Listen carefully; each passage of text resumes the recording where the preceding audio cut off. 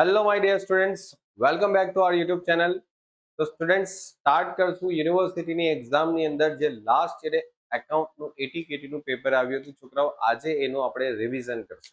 Okay, તમારી એક્ઝામની અંદર છોકરાઓ આ એક પેપર જે છે જે તમારે એટલીસ્ટ કરીને જવું જોઈએ. ઓકે, તો આપણે બધા જ દાખલાની પ્રેક્ટિસ કરેલી હશે તો છોકરાઓ આ પેપરની અંદર તમારું એક વખત રિવિઝન થઈ જશે. અને જો કોઈ સ્ટુડન્ટ છે પહેલા કોઈ પણ પ્રકારની તૈયારી નહીં હોય તો એટલીસ્ટ આ પેપરની અંદર બધા જ જે દાખલા પૂછવામાં આવેલા છે એ બધા બેઝિક દાખલા છે. ઓકે, તો છોકરાઓ જો તમે આ ચેનલ પર જો નવા હોય તો લાઈક, શેર અને સબસ્ક્રાઇબ જરૂર કરી લેજો, જેથી તમને આવનારા વિડીયોની પણ તમને ઇન્ફોર્મેશન મળતી રહેશે. ઓકે, ચાલો તો સ્ટાર્ટ કરીએ સ્ટુડન્ટ. સૌથી પહેલા સેકન્ડ સેમિસ્ટરની અંદર જે તમારું સબ્જેક્ટ છે accounting for the specific business, જેનું એનઈપી એટલે કે જે નવા સ્ટુડન્ટ્સ છે, ઓકે, તેમના એટીકેટીનું ઓક્ટોબરનું પેપર સોલ્યુશન. ઓકે, ચાલો તો જો છોકરાઓ સૌથી પહેલા તો આપણે ક્વેશ્ચનને એકદમ પ્રોપરલી રીડ કરી લઈએ અને ત્યાર પછી આપણે આગળ વધીશું. ઓકે, તો છોકરાઓ જો તમારી પાસે જે ઇન્ફોર્મેશન છે એ ઇન્ફોર્મેશન શું છે કે અમરચંદે 200 ટીન તેલ, ઓકે, 200 ટીન તેલ 1800 રૂપિયા પ્રતિ ટીન, દરેક રૂપિયા 15 કિલો સુરતીને આડતથી વેચવા માટે મોકલે છે. એટલે અમરચંદ છે ને છોકરાઓ, આ અમરચંદ શું કરે છે, આ આડતિયાને, કોણ, સુરતી, અમરચંદ આડતિયાને ટીનમાં તેલના ડબ્બા, એટલે સમજો તેલના ડબ્બા, સમજો અહીંયા સમજો, આ સમજો આ એક ડબ્બો છે, બરાબર, આ સમજો એક ડબ્બો છે અને આ ડબ્બાની અંદર છોકરાઓ 15 કિલો શું છે, 15 કિલો તેલ છે, બરાબર. જો લખેલું જ છે 15 કિલો એક ટીનમાં આવે છે. આ એક ટીન થયો, આ એક ડબ્બો થયો. હવે આવા કેટલા ડબ્બા છે છોકરાઓ? 200 ડબ્બા છે, 200 ટીન છે, સમજો, ટીન એટલે ડબ્બા. અને એક ટીન જે છે, એક ટીનનો ભાવ કેટલો છે? 1800 રૂપિયા. એટલે આવા એક ટીનનો ભાવ કેટલો છે? 1800 રૂપિયા. એટલે 200 ટીનનો ભાવ કેટલો થાય? તો 200 ગુણ્યા 18. ઓકે, ચાલો આગળ વધીએ. પછી લખેલું છે કે છોકરાઓ કે 3000 રૂપિયા છે ને માલ સામાનને મોકલવા માટે ખર્ચો છે. ઓકે, માલ સામાન મોકલવા માટે ખર્ચો થાય ને, તો આ માલ સામાન મોકલવાનો ખર્ચો. સામાન્ય નુકસાન જે છે એ 10% છે છોકરાઓ. સામાન્ય નુકસાન 10% છે અને સ્ટોક જે છે એ તમારી પાસે 570 કિલો છે. તો તેલ હોય તો પછી આખરના સ્ટોકનું તમારે ગણતરી કરવાની છે અને આમનોંધ પણ લખવાની છે. ઓકે છોકરાઓ, જો આમનોંધ પણ લખવાની છે અને ગણતરી. તો સ્ટાર્ટ કરીએ. સૌથી પહેલા તો છોકરાઓ ક્વેશ્ચન તમને સમજ પડી ગઈ. 15 કિલોના એક તેલના ડબ્બા છે, ટીન છે, અને એવા 200 ટીન છે. એટલે સમજો છોકરાઓ, તમારો જે કુલ માલ સામાન છે, કુલ માલ સામાન કેટલો થયો? તો છોકરાઓ કુલ માલ સામાન કેટલા કિલો થયો મને કહેશો તમે? તો જો આ 15 કિલોના ડબ્બા છે, એમાં છોકરાઓ 200 ટીન છે. એટલે સમજો 15 કિલોનો એક ડબ્બો છે, એવા છોકરાઓ 200 ડબ્બા છે.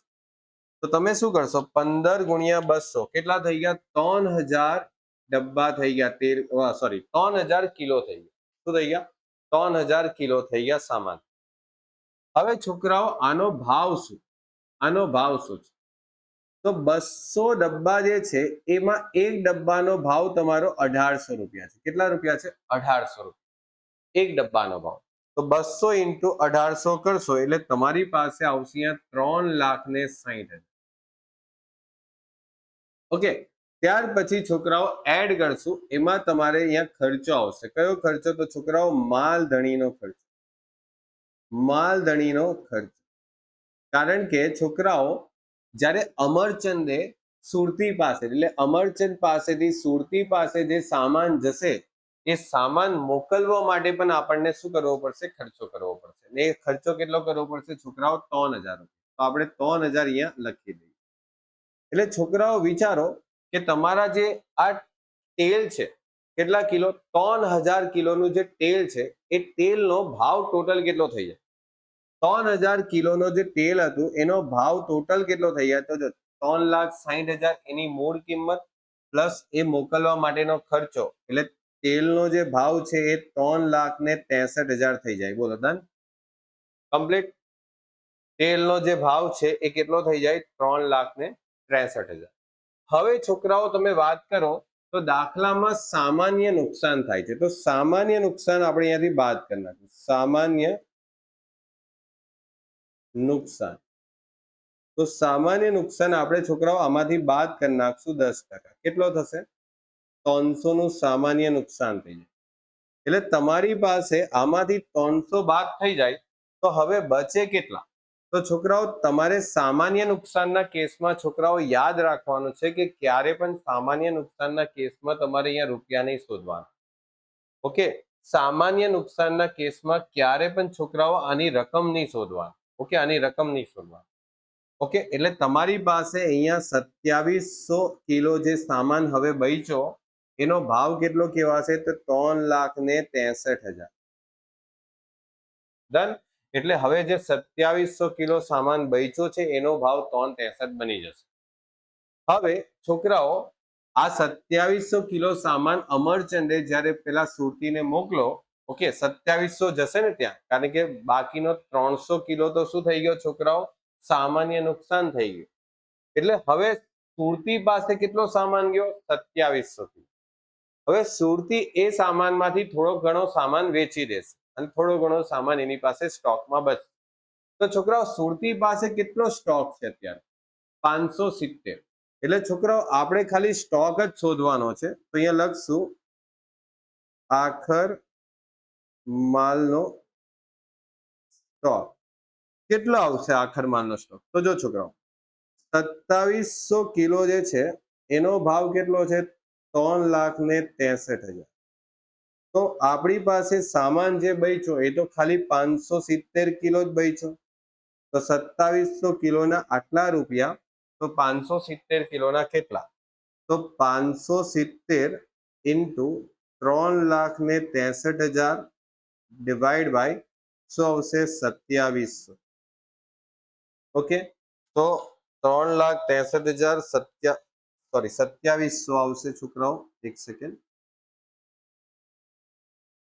ઓકે, 2700 આવશે. તો 2700 અને અહીંયા 570 કેટલા આવે છે? 76633. આ થઈ ગયો તમારો આન્સર. ઓકે, પરંતુ છોકરાઓ આની આપણે આમનોન લખવાની છે.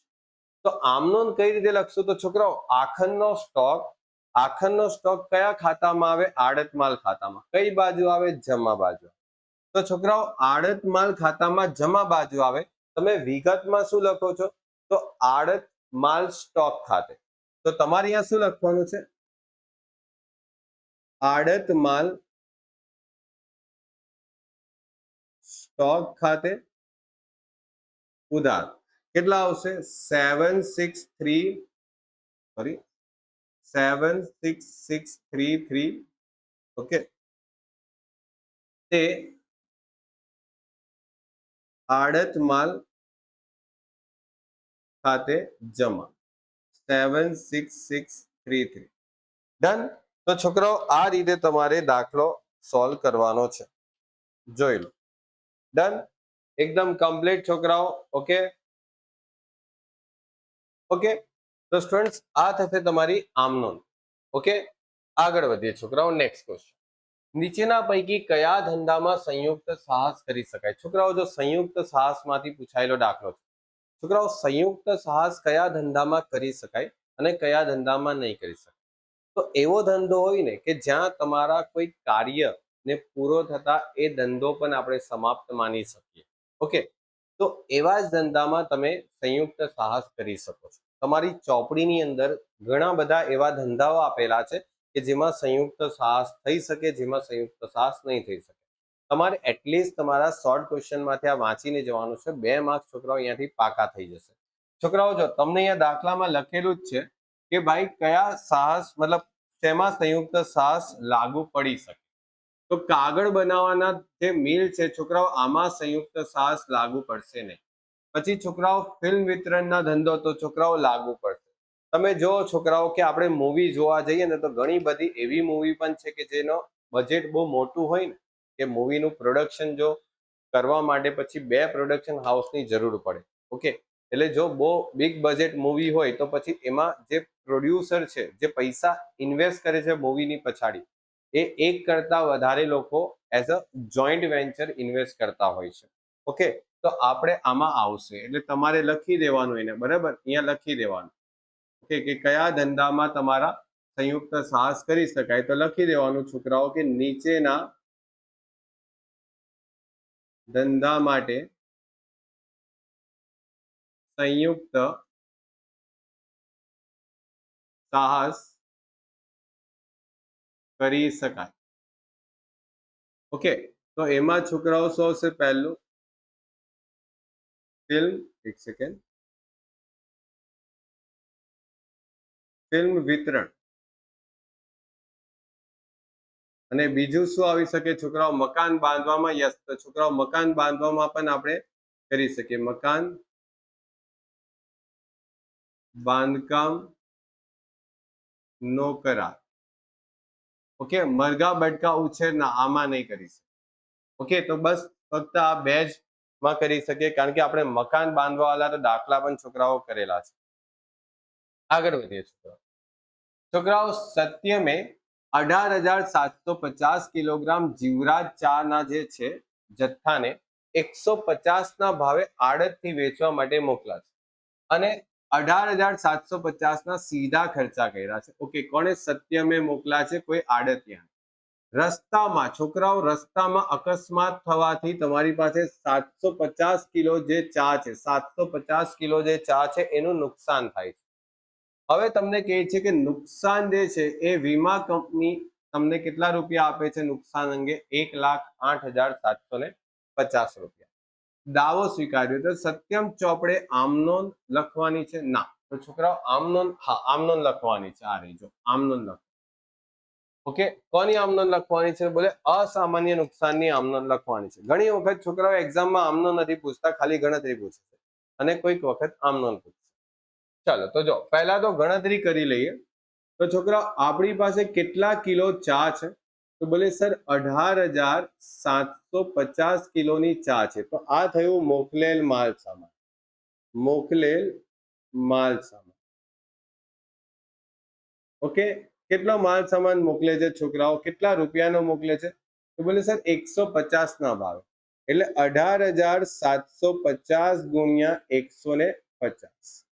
ઓકે, એટલે 18,750 ગુણ્યા 150 એટલે 28,12,500. હવે છોકરાઓ આમાં છે ને માલધણી ખર્ચો કરશે. માલધણી નો ખર્ચો. તો માલધણીએ માલ મોકલવાનો ખર્ચો કેટલો કરેલો છે? તો જો 18,750 નો ખર્ચો કર્યો. ઓકે, એક જગ્યા પરથી બીજી જગ્યાએ માલ મોકલવા માટે ટ્રાન્સપોર્ટેશનનો, વાહન વ્યવહારનો બધો ખર્ચો થાય. ઓકે, હવે છોકરાઓ અહીંયા 18,750 જે છે, ઓકે, અને પેલા 18,750 છે એ ખર્ચના છે. છોકરાઓ આ જે રકમ છે ને એ તમારી ખર્ચની રકમ છે. ઓકે, આ જે રકમ છે એ ખર્ચની રકમ છે. એડ કરી દઈએ તો કેટલા આવશે? 28,31,250. આટલા રૂપિયાનો તમારા સામાનની વેલ્યુ થઈ ગઈ, કારણ કે આપણે મોકલવાનો ખર્ચો પણ તો કર્યો છોકરાઓ. હવે છોકરાઓ વિચારો કે રસ્તામાં નુકસાન થઈ ગયું છે. ઓકે, રસ્તામાં નુકસાન થાય છે તો એ લખશું રસ્તામાં જે નુકસાન થાય છે. તો આ રસ્તામાં જે નુકસાન થાય છે એ છોકરાઓ કેટલું એ આપણે શોધવાનું છે. જો લખેલું છે કેટલું નુકસાન થાય છે? 750 કિલોનું નુકસાન થાય છે. તો છોકરાઓ આ જે રસ્તામાં નુકસાન થાય છે એ તમારે શોધવાનું રહેશે. તો આપણે જો કઈ રીતે ગણવાનું છોકરાઓ ધ્યાનથી સમજો.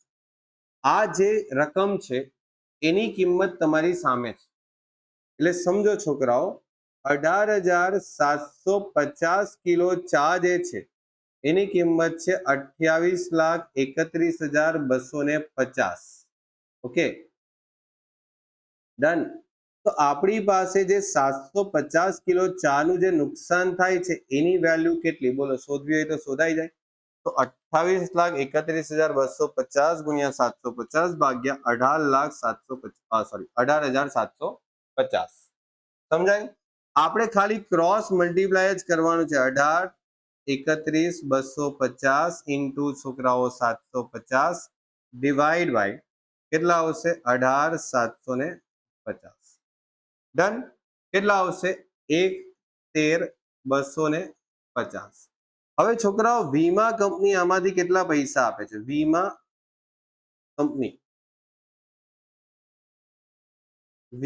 કંપની કેટલા પૈસા આપે છે? વીમા કંપની તમને આપે છે 1,08,750 રૂપિયા. એટલે છોકરાઓ આમાંથી તમને જેટલા પૈસા મળી ગયા એટલા ખુશ થાઓ, અને જેટલા નથી મળ્યા એ તમે શું લખશો? નફા નુકસાન ખાતે. આ તમારું નુકસાન થઈ ગયું છોકરાઓ. ઓકે, તો હવે આપણે આની આમનોંધ લખવાની છે. તો આમનોંધ શું આવશે? જો તમને નુકસાન થાય છે અને વીમા કંપની તમને દાવાના પૈસા આપશે.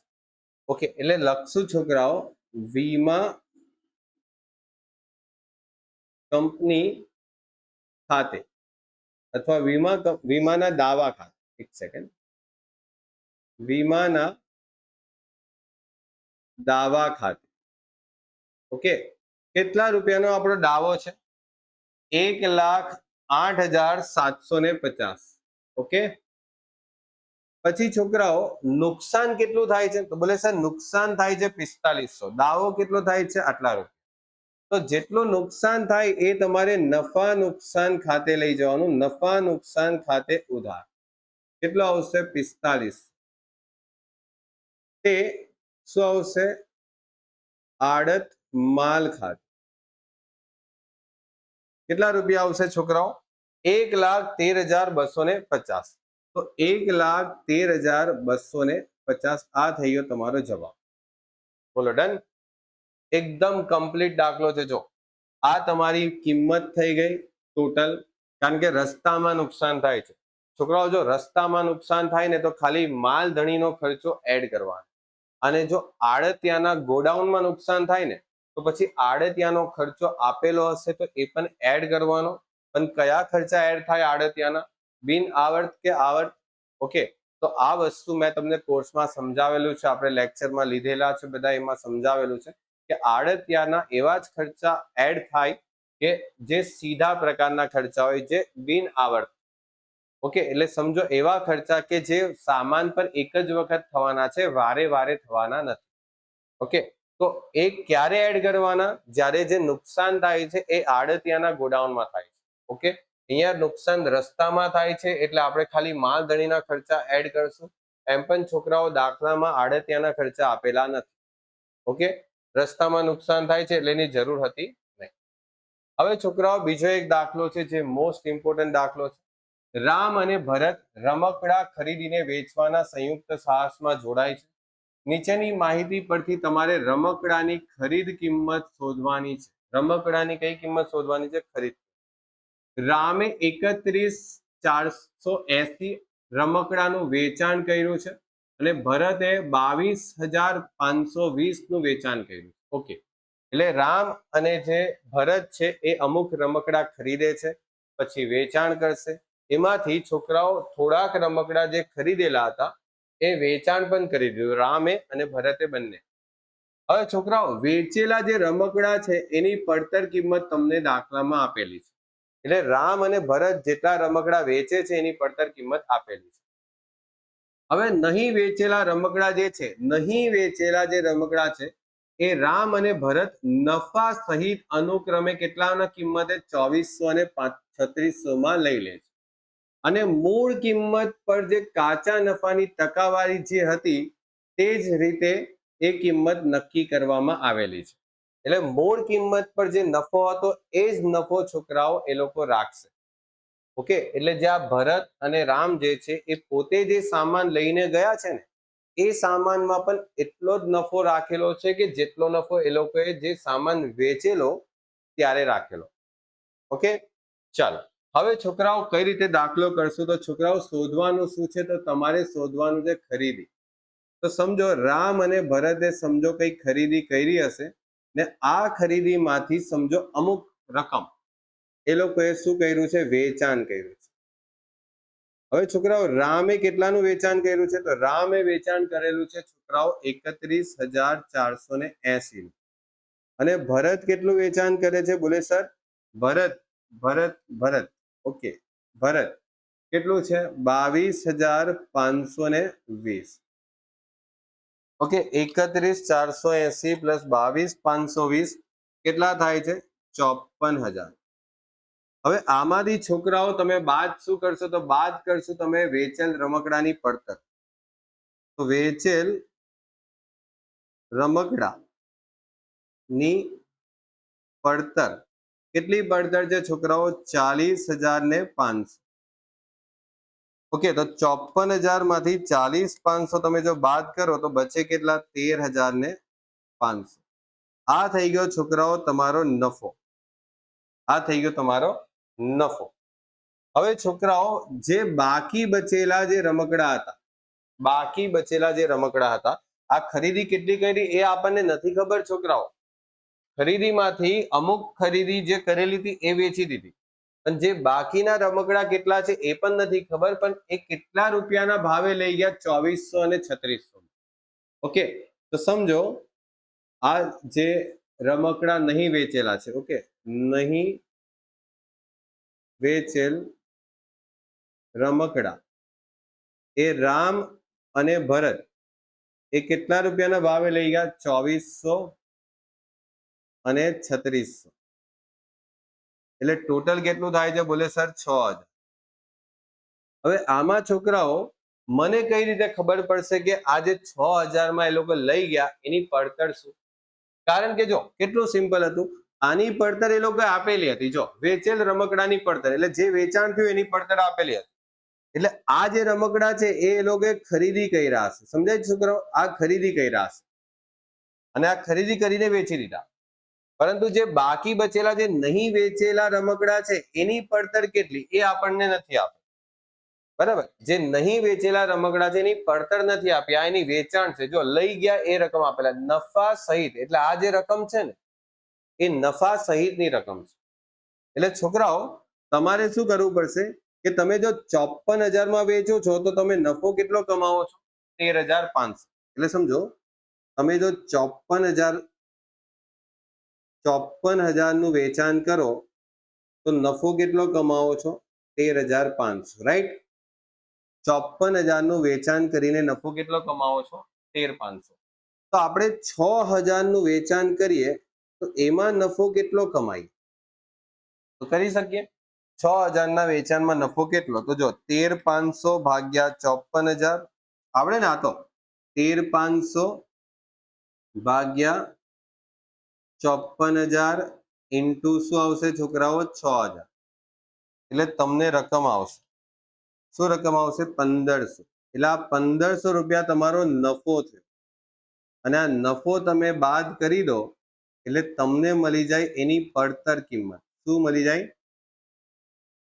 પડતર કિંમત. એટલે તમે આટલાની ખરીદી કરી હશે. એટલે તમે જે ખરીદી કરેલી રકમ જે છે એ કેટલી આવશે 40,500 અને 4500. એટલે ટોટલ તમારી ખરીદી કેટલી થઈ ગઈ બંનેનું મળીને છોકરાઓ? કુલ ખરીદી 40,500 અને 4500 કેટલા આવશે? 40,500 અને 4500 એટલે છોકરાઓ 45,000. Okay done. તો આ થયો તમારો ખરીદીનો જવાબ. જોઈ લો. ઓકે, ખરીદીનો જવાબ એકદમ simple. Okay, next question number 5. અ કંપનીએ છોકરાઓ તમને અહીંયા લખેલું જ છે, અ કંપનીએ એક મશીન અમિત લિમિટેડ પાસેથી 1/4/2020 ના રોજ ભાડા પટ્ટાએ ખરીદી કરેલું છે અને તમને કીધેલું જ છે કે આપણે 40,000 રોકડા કરાર વખતે આપેલા છે. રોકડા આપેલા છે કરાર વખતે, જેને આપણે ડાઉન પેમેન્ટ કહીએ છીએ. ઓકે, હવે છોકરાઓ તમને લખેલું જ છે કે દરેક ફેરી તમારે જે 3 હપ્તામાં બાકીના પૈસા જે ચૂકવવાના છે 31મી માર્ચના રોજ ચૂકવવાના છે. જો લખેલું જ છે બાકીના પૈસા 31મી માર્ચના રોજ ચૂકવાશે. હવે છોકરાઓ કઈ રીતે પૈસા ચૂકવીએ છીએ? 1, 2 અને 3 જો તમને લખેલું છે. એટલે તમારી પાસે જે હપ્તા છે એ તમે 1, 2 અને 3. એટલે છોકરાઓ પહેલા તો તમે કરાર વખતે ચૂકવો કેટલા છે 40,000. તો જો અહીંયા લખશું કે કરાર પેટે ચુકવણી, કેટલી ચુકવણી થાય છે? 40,000. પછી છોકરાઓ પ્રથમ હપ્તો કેટલો આવશે? છોકરાઓ પ્રથમ હપ્તો કેટલો છે? બોલે સર 46,800. પછી છોકરાઓ બીજો હપ્તો કેટલો આવશે? 43,200. અને છોકરાઓ ત્રીજો હપ્તો કેટલો આવશે? ત્રીજો હપ્તો બોલે સર ત્રીજો હપ્તો આવશે 39,600. બોલો ડન. હવે છોકરાઓ શું કરવાનું છે? ધ્યાનથી સમજો કે આ બધા હપ્તા જે છે ને, આ બધા રકમ 1, 2 અને 3, છોકરાઓ આમાં છે ને વ્યાજ પણ સમાવેશ હોય છે. ઓકે, જ્યારે તમે કરાર પેટે ચૂકવણી કરો ને ત્યારે છોકરાઓ એમાં વ્યાજ હોતું નથી. ઓકે, તમે જે હપ્તા ચૂકવશો ને એમાં છોકરાઓ શું હોય છે? વ્યાજ પણ હોય છે. એટલે છોકરાઓ આ દરેક હપ્તામાં તમારે વ્યાજનો પણ શું હોય છે? સમાવેશ હોય છે. એટલે તમારી પાસે આ દરેક હપ્તા જે છે એની અંદર તમારે એક ધારણા કરવી પડશે. શું ધારણા કરશો? જો છોકરાઓ સમજજો, તમારે અહીંયા ધારણા કરવાની છે કે દરેક હપ્તામાં, ઓકે, દરેક હપ્તામાં રોકડ પેટે ચૂકવેલ રકમ, ઓકે, રોકડ એટલે રોકડ કિંમત પેટે ચૂકવેલી રકમ એ આપણે કેટલી ધારી લઈએ? x. અને વ્યાજ પેટે ચૂકવેલ રકમ કેટલી ધારી લઈએ છોકરાઓ? y. એટલે સમજો છોકરાઓ, આ દરેક હપ્તાની અંદર જે રોકડ પેટે ચૂકવેલી રકમ છે, જેને આપણે રોકડ કિંમત પેટે ચૂકવેલી રકમ કહીએ, એ દરેક હપ્તામાં કેટલી આવશે? x, x અને x. ત્યાર પછી જે વ્યાજ પેટે ચૂકવેલી રકમ છે એ છોકરાઓ અહીંયા કેટલી આવશે? તમારે y આવશે. છેલ્લા હપ્તાથી સ્ટાર્ટ કરવાની y, પછી એના ઉપર જે હપ્તો છે ને છોકરાઓ એમાં છે ને તમારે 2y લખવાના. કેટલા લખવાના? 2y. છોકરાઓ એક સેકન્ડ, 2y લખશો. એના ઉપરના હપ્તા પર 3y. આ છોકરાઓ ધ્યાન રાખજો, આ જે દાખલો છે જેમાં તમને ખાલી બધા હપ્તા આપી દે, બરાબર, ખાલી હપ્તા આપેલા બધા, તો તમારે શું કરવાનું છે? આ રીતે ગણતરી કરવાની છે કે રોકડ પેટે ચૂકવેલી રકમ એ x થઈ ગઈ, અને વ્યાજ પેટે જે ચૂકવેલી રકમ છે દરેક હપ્તામાં એને આપણે જો y ગણતરી કરીએ તો y, 2y અને 3y. ડન. હવે છોકરાઓ શું કરવાનું છે? ધ્યાનથી સમજો. આપણે છે ને છેલ્લા 2 હપ્તાને ગણતરીમાં લેવાના છે. જો 43 એટલે જો છોકરાઓ ધ્યાન આપજો, x વત્તા 2y ઇક્વલ ટુ 43,200 અને x વત્તા y ઇક્વલ ટુ કેટલા છે? 39,600. બોલો ડન. આ બે રકમ જે છે ને એને તમારે શું કરવાનું છે? માઇનસ કરવાનું છે, બાદ બાકી. શું કરશો આપણે? બાદ બાકી કરશું. ઓકે, આપણે બાદ બાકી કરશું આ બે રકમમાં. ઓકે, ચાલો. તો છોકરાઓ જો ધ્યાનથી સમજજો, આની બાદ બાકી થશે ને તો આ બાદ બાકીમાં શું થશે છોકરાઓ? આ કેન્સલ થઈ જશે. એટલે 2y માંથી y માઇનસ થાય, 2y માંથી y માઇનસ થાય તો y આવશે. અને છોકરાઓ તમારી પાસે 43,200 માંથી 39,600 માઇનસ થાય તો કેટલા આવશે? 3600 આવશે. ડન. એટલે જો છોકરાઓ તમારી પાસે આ y ની રકમ છે ને 3600 આવી. હવે આ x ની રકમ જોઈતી હશે તો મળી જશે? બિલકુલ. તો જો છોકરાઓ ધ્યાન આપજો, ત્રીજા હપ્તામાં તમારે 39,600 ઇક્વલ ટુ x પ્લસ શું આપેલું છે? y આપેલું છે, બરાબર. આ ત્રીજા હપ્તામાં x પ્લસ y આપેલું છે, y ની કિંમત મળી ગઈ. એટલે છોકરાઓ 39,600 ઇક્વલ ટુ x પ્લસ કેટલા? 3600. આ 3600 છોકરાઓ આપણે સામે લઈ જાય તો 39,600 માં તમારે 3600 શું કરવાના છે? માઇનસ. ઓકે, એટલે 39,600 માં 3600 માઇનસ કેટલા આવશે? 36,000. ડન. એટલે 36,000 છે ને એ તમારા x ની કિંમત થઈ જશે. એટલે આ જેટલા પણ એક્સ છે એ બધા કેટલા છે? 36,000 છે. એટલે સમજો પ્રથમ હપ્તો, બીજો હપ્તો અને ત્રીજો હપ્તો, આ બધા હપ્તાની અંદર છોકરાઓ તમારી પાસે 46,800 નો હપ્તો છે, પછી 43,200 નો હપ્તો છે, પછી તમારી પાસે 39,600 નો હપ્તો છે. આ બધા હપ્તાની અંદર તમારી પાસે એક્સ ની રકમ તમને મળી ગઈ. જો કેટલી મળી ગઈ? બોલે સર 36,000 સોરી 36,000, 36,000 અને 36,000. એટલે છોકરાઓ જે બાકી બચેલું છે એ તમારા માટે શું છે? વ્યાજ. બાકી બચેલું એ શું છે? વ્યાજ છે. તો કેટલું વ્યાજ આવશે? આમાંથી આ રકમ બાદ કરીએ તો 46,800 માંથી 36,000 બાદ કરીએ તો વ્યાજ કેટલું આવશે? 10,800. ત્યાર પછી છોકરાઓ 43,200 માંથી તમે 36,000 ને બાદ કરો તો કેટલું વ્યાજ આવે? 7200. અને આમાં તો છોકરાઓ વ્યાજ તમારી સામે જ છે, આર યુ વાય. તો કેટલું આવશે વ્યાજ? ઓકે, એટલે તમારે દાખલામાં શું શોધવાનું છે? રોકડ કિંમત. એટલે રોકડ કિંમત તમારી કેટલી? તો છોકરાઓ રોકડ કિંમત શોધવા માટે તમારે શું કરવાનું છે? જો ધ્યાનથી સમજજો, જેટલી પણ તમારી રોકડ પેટે ચૂકવેલી રકમ છે કેટલી છે? 36,000, 36,000, 36,000 3 વખત આવે છે છોકરાઓ. તો તમારે શું કરવાનું છે? 36,000 રૂપિયા તમે 3 વખત ચૂકવો છો રોકડ કિંમત પેટે, અને એમાં પ્લસ કરવાની છે કરાર પેટે ચૂકવણી જે છે તે. એટલે તમારી પાસે જે ટોટલ રકમ આવે, ઓકે, એટલે સમજો 36,000, 36,000, 36,000 3 વખત ચૂકવણી થાય છે, અને પછી 40,000 તમે જે ડાઉન પેમેન્ટ ભરેલું તે. એટલે તમારું જે આખું મશીન છે એ કેટલા રૂપિયાનું થશે? તો જો 36,000 ગુણ્યા 3 ભાગ્યા પ્લસ 40,000, એટલે આખું જે મશીન છે એ તમારું 1,48,000 રૂપિયાનું પડશે. ડન? જોઈ લો છોકરાઓ, આ છે ને તમને એક્ઝામની અંદર ગણતરી કરવા માટે મેં તમને સમજાવ્યું છે. બાકી આ દાખલો એકદમ સિમ્પલ એક શોર્ટકટ ટ્રીક થી પણ દાખલો થઈ જાય છે. જો આ શોર્ટકટ ટ્રીક પણ હું તમને બતાવી દઉં છું. જો શોર્ટકટ ટ્રીક શું છે છોકરાઓ સમજો.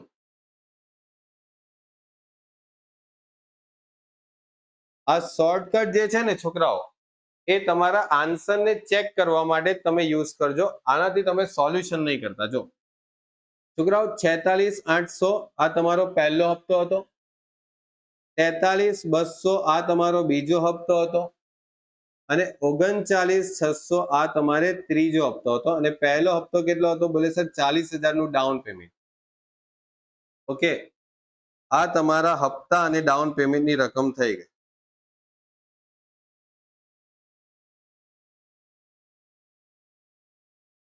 હવે છોકરાઓ એક વસ્તુ સમજજો તમે, કે તમારી પાસે જો વ્યાજ જો તમને મળી જાય તો તમારે રોકડ કિંમત પેટે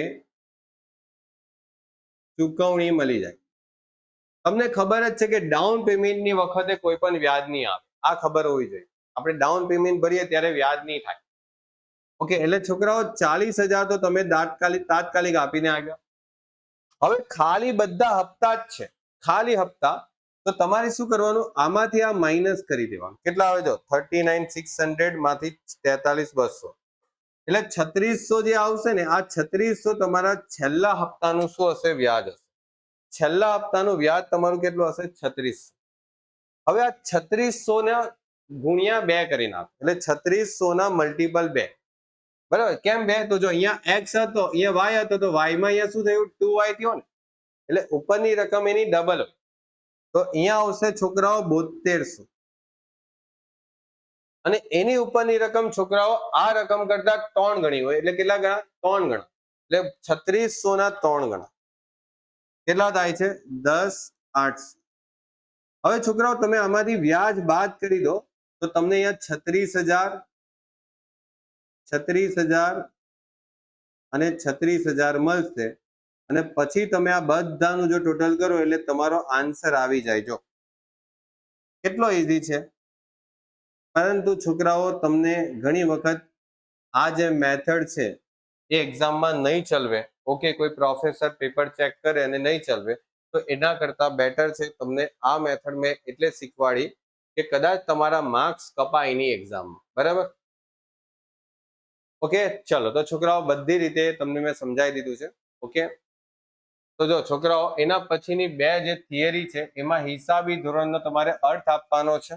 ઓકે, હિસાબી ધોરણનો અર્થ આપવાનો છે અને અસામાન્ય નુકસાન અને સામાન્ય નુકસાન તમારે જોવાનું છે. તો છોકરાઓ જો વિડીયોની અંદર જેટલું પણ મેં સમજાવ્યું છે, સમજ પડી હોય તો આ વિડીયોને તમારા ફ્રેન્ડ વચ્ચે શેર કરો અને સબસ્ક્રાઇબ કરો, લાઈક જરૂર કરો છોકરાઓ, તેથી આપણને પણ છોકરાઓ નવા વિડીયો બનાવવાનું મોટિવેશન. ઓકે છોકરાઓ, મળીએ નેક્સ્ટ લેક્ચરની અંદર નવા ક્વેશ્ચન સાથે. ત્યાં સુધી good bye and take care.